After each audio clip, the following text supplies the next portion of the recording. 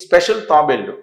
ఈ తాబేళ్లు సంవత్సరంలో జనవరి, ఫిబ్రవరి, మార్చి, ఏప్రిల్ ఈ 4 నెలలు మాత్రమే కృష్ణా తీరానికి వస్తాయి.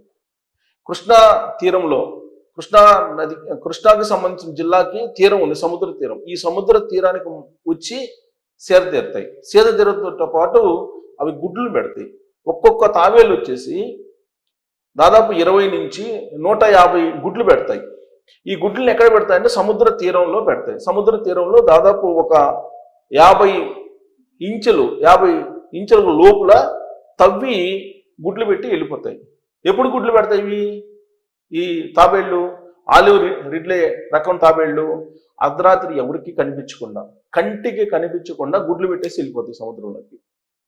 సో ఈ సంతతిని మరింత ఉత్పత్తి చేయడానికి అటవీ శాఖ దీన్ని పగడ్బందీగా ఏర్పాట్లు చేసింది. దీనికి సంబంధించి ఇదంతా కూడా కృష్ణా జిల్లా అవనిగడ్డ సముద్ర తీరంలో, అవనిగడ్డ దగ్గర ఉండేటువంటి సమీపంలో ఉన్నటువంటి సముద్ర తీరంలో వీటిని చూడొచ్చు. అక్కడ అటవీ శాఖ, ఈ పశు సముద్ర శాఖ ఇవన్నీ కూడా కలిసి సంయుక్తంగా అక్కడ కొన్ని రకాల జాగ్రత్తలు తీసుకుంటున్నారు. కొన్ని వేలు, దాదాపు 70 నుంచి 80 వేలు గుడ్లు ఈ తాబేళ్లు పెడతాయంట.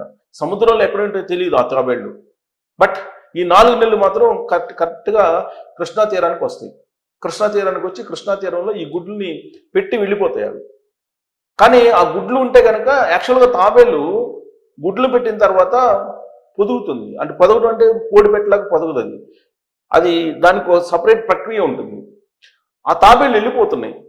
వెళ్ళిపోయి మళ్ళీ పగలు రావు, అసలు కంటికి కనిపించవు. అవి కంటికి కనిపించకుండా వచ్చి రహస్యంగా గుడ్లు పెట్టి వెళ్ళిపోతాయి. ఇవి ఆలివ్ రిడ్లీ తాబేళ్ళ యొక్క స్పెషాలిటీ. అయితే ఆ గుడ్లను మాత్రం సేవ్ చేసేసి అవి పిల్లలు అయిన తర్వాత వాటిని సముద్రంలో వదిలిపెడుతున్నారు అటవీ శాఖ.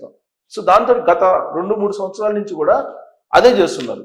అయితే ఇప్పుడు కొన్ని వందల తాబేళ్లు కృష్ణా తీరం వెంబడి కనిపిస్తున్నాయి. ఇవి ఆలివ్ రిడ్లీ తాబేళ్లు. ఇది సీజన్ అనమాట. వాటిని చూసేందుకు అర్ధరాత్రి దాటిన తర్వాత ఆల్మోస్ట్ 8 తర్వాత నుంచి రహస్యంగా వచ్చి గుడ్లు పెట్టి వెళ్ళిపోతాయంట, కంటికి కనిపించకుండా. ఇది నిజంగా కూడా ప్రకృతి యొక్క అద్భుతం అనుకోవాలి. ప్రకృతి